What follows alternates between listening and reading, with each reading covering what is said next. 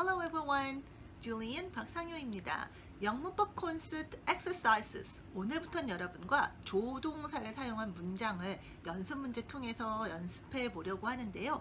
조동사는 한마디로 말 그대로 보조해주는, 도와주는 동사라고 할 수 있습니다. 그래서 영어에서도 modal verbs라고 하는 명칭이 있지만 좀 더 학생들의 이해를 쉽게 돕기 위해서 helping verbs 이렇게도 얘기를 해요. 그야말로 도와주는 동사입니다. 즉 돕기만 하기 때문에 혼자서 쓰이지 않고 다른 동사를 함께 쓰여요. 그 동사에다가 이런 분위기만 더해준다 라고 생각하시면 되겠습니다.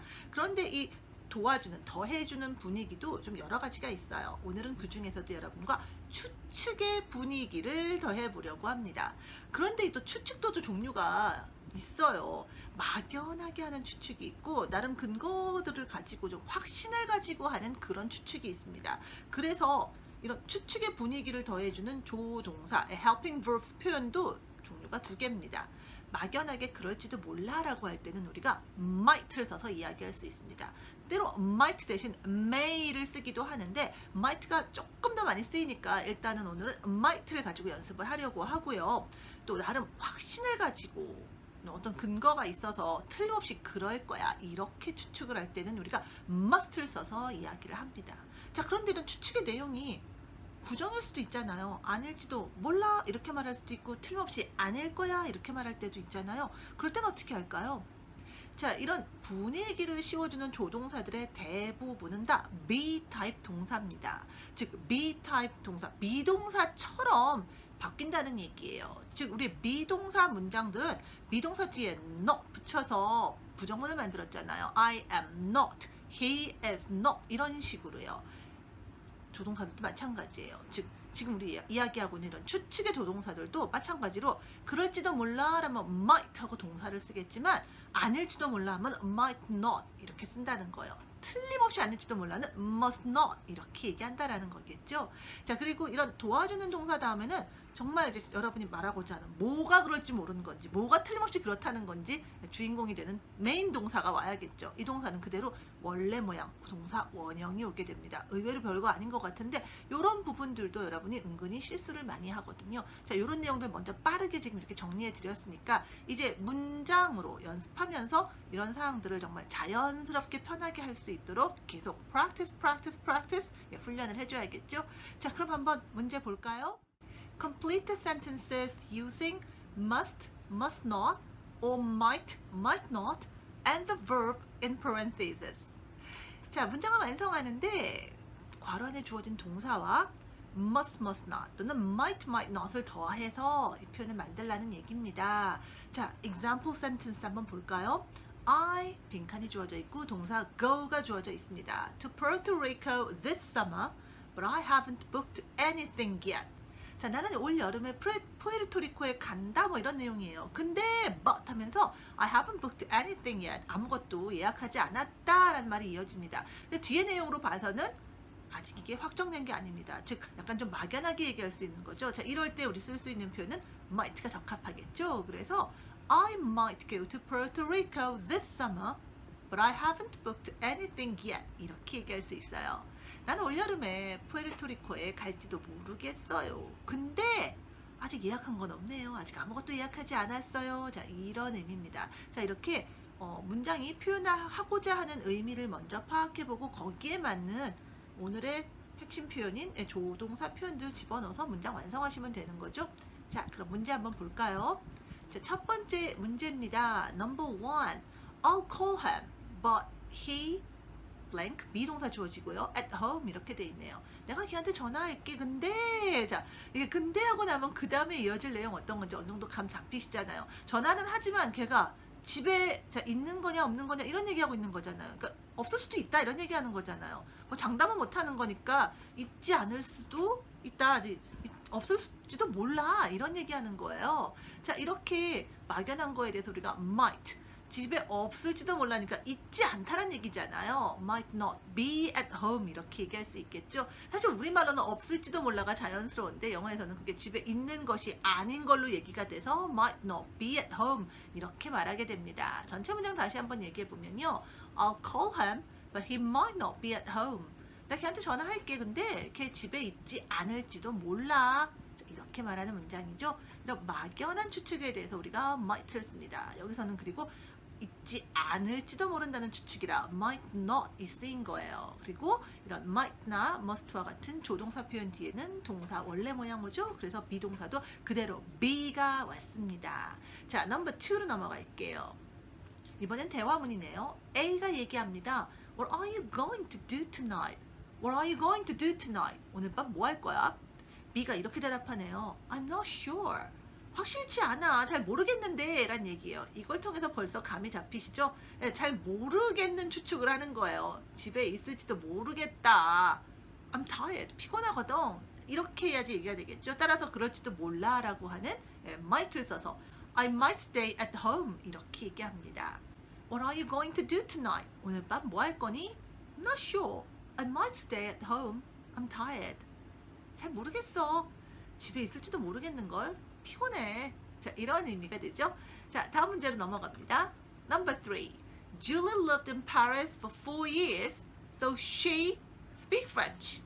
줄리가 파리에서 4년간 살았다고 얘기를 해요. 그러면 그녀가 불어를 한다라고 하는 것에 대해서 우리가 어떤 추측을 할 수 있죠? 4년 살았으면 불어 좀 하지 않겠어요? 나름 추측이더라도 어느 정도 좀 믿는 바가 생기죠? 자, 그래서 이럴 때는 우리가 must를 써서 이야기할 수 있겠습니다. 불어 하겠네, 할 거야, 틀림없이 불어 할 거야. She must speak French. Julie lived in Paris for 4 years, so she must speak French. 줄리는 파리에서 4년간 살았어요. 그러니까 불어 틀림없이 할 거야. 자, 이런 의미의 문장입니다. 넘버 4로 넘어갈까요? Paul doesn't speak French, so he come from France. 자, 폴이 불어를 못한답니다. 자, 그러면 거기에 대해서 우리가 할 수 있는 추측은 뭘까요? Come from France라는 표현은 프랑스 출신이다. 저 프랑스 사람이라는 얘기잖아요. 불어를 못해요. 그럼 프랑스 사람일 리가 없지 않아요? 즉 우리는 거의 확신을 가지고 틀림없이 프랑스에서 온 건 아닐게야 이렇게 추측할 수 있습니다. 자, 어느 정도 이렇게 확신을 가졌을 때 must 아닐 거야니까 must not. 따라서 Paul doesn't speak French, so he must not come from France. 폴은 불어를 하지 않아요. 그러니까 프랑스에서 오지는 않았을 거야. 자, 이런 의미의 문장입니다. 자, 그래서 중요한 건 이 추측을 여러분이 확신을 하느냐 아니냐에 따라서 여러분이 선택을 해서 말을 하면 되기는 하는데 우리가 이렇게 문제를 풀거나 좀 더 범위를 좁혀서 시험을 보는 경우에 이게 답이 여러분이 이제 정답을 찾는데 좀 어려움을 겪어요. 둘 다 답되는 거 아니야? 이걸 넣어도 말이 되고 저걸 넣어도 말이 되잖아? 뭐를 넣어도 문법적으로는 말이 될 수 있어요. 근데 여러분이 이럴 때는 뭘 하셔야 되느냐? 문제를 잘 보셔야 됩니다. 문제에 주어진 전체 문맥을 파악하시는 게 굉장히 중요해요.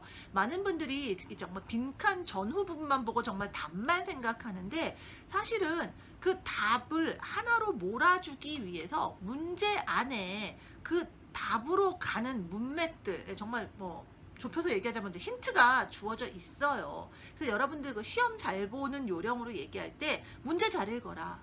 그리고 출제자의 의도를 파악해라. 이런 말들 많이 하잖아요.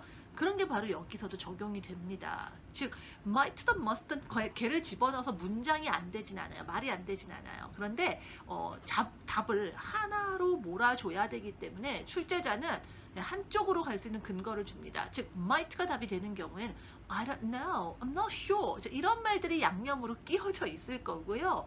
must가 답이 되는 경우는 우리 지금 넘버 3나 4에서 보는 것처럼 왜 그런 추측이 가능한가에 대한 나름 합리적인 근거 내용들이 이렇게 끼어 있게 되더라는 겁니다. 그래서 이런 것들을 보시고 판단하면 사실은 여러분이 헷갈릴 거 없이 정답 확실하게 시험에서도 찾아내실 수 있을 거예요. 자, 그래서 시험 보실 때 전체 문맥 파악하는 거 중요하다는 얘기를 드리고요. 사실은 단지 시험뿐이 아니라 이렇게 전체 문맥을 보는 건 여러분의 전체적인 영어의 언어 학습에 있어서도 굉장히 중요한 사항입니다.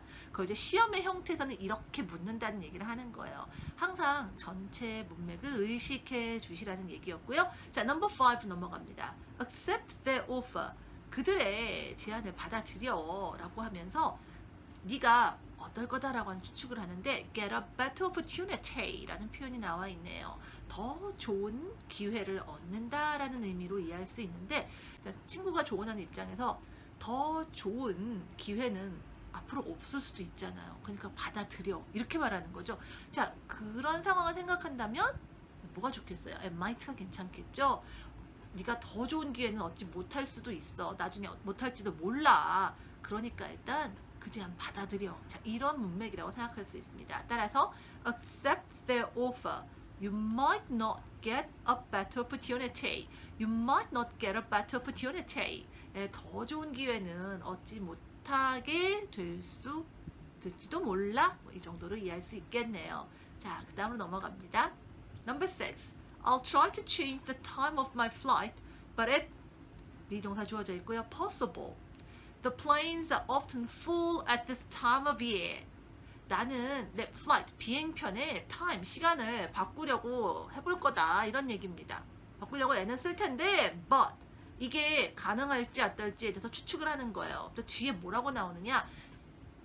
Planes are often full. 비행기가 꽉 찼다는 거예요. 예약이 꽉 찼다는 얘기겠죠. At this time of year는 항상 한 해의 이맘때, 요때를 얘기합니다. 그러니까 우리도 보면 한 해에 보면 이제 성수기, 비수기 이런 게 있잖아요. 휴가철. 그러니까 항상 한 해의 요맘때는 비행기가 꽉 차. 그러니까 막 비행기가 정말 많이 예약이 되는 시기예요. 성수기라는 얘기입니다. 그러니까 내가 비행기 시간을 좀 바꿔보려고 애는 쓰겠지만 이거 가능하지 않을 수도 있겠죠.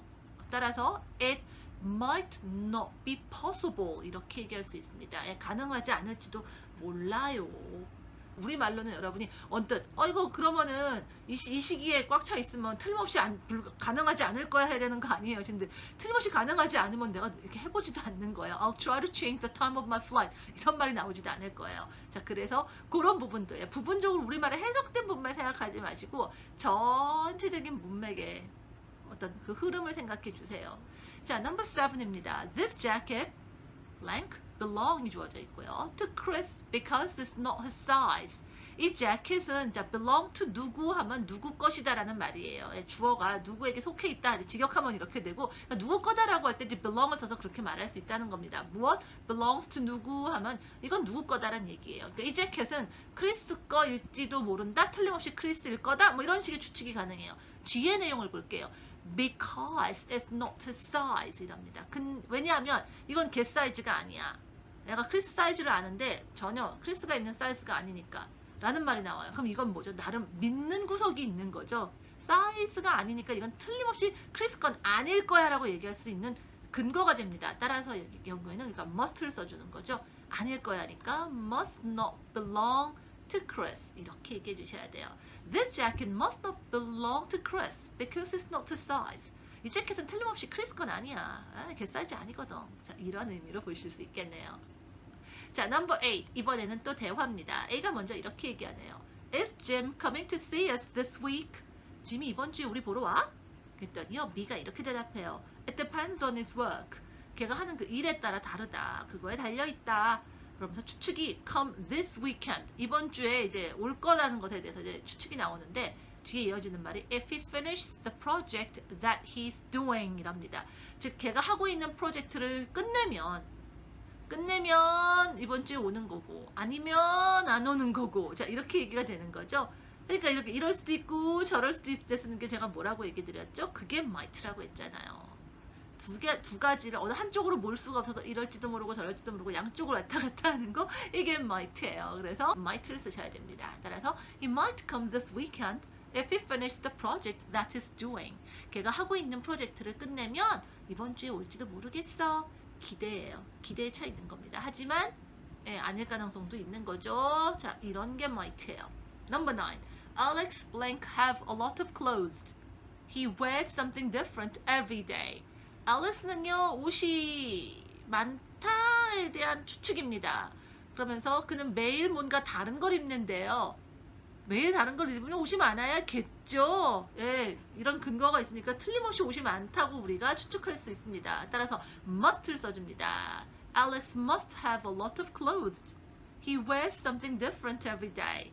알렉스는 틀림없이 옷이 많을 거야. 걔 맨날 다른 거 입잖아. 자, 이런 의미로 이해할 수 있겠어요. 자, 이렇게 해서 여러분과 오늘은 조동사, 추측의 조동사 might와 must를 사용한 문장들을 이야기해봤습니다. 쉬운 것 같은데 막상 여러 가지 문장들 하다 보면 우리가 약간 실수들을 해요. 그래서 그런 부분들을 조금 더 집중해서 설명하려고 애를 썼습니다.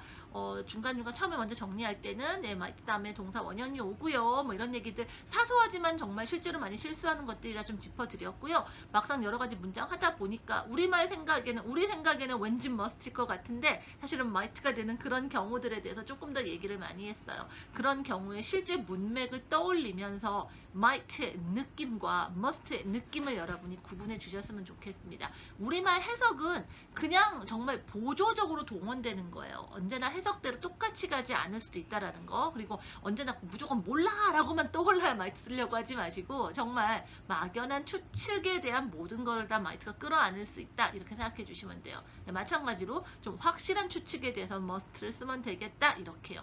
해석의 양상은 틀림없이 그렇겠다 하고 이렇게만 나오지 않아요. 그냥 말투로 그냥 그렇겠네 그럴 거야 뭐 이런 것도 나올 수 있다라는 거죠.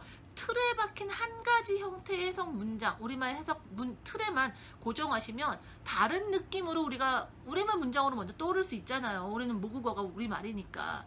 계속 여러분 영어 문장으로 그걸 옮기는데 어려움이 생길 수가 있어요. 유연하게 문장들을 받아들이시기를 바랍니다. 다음 문제에서 다시 만나요.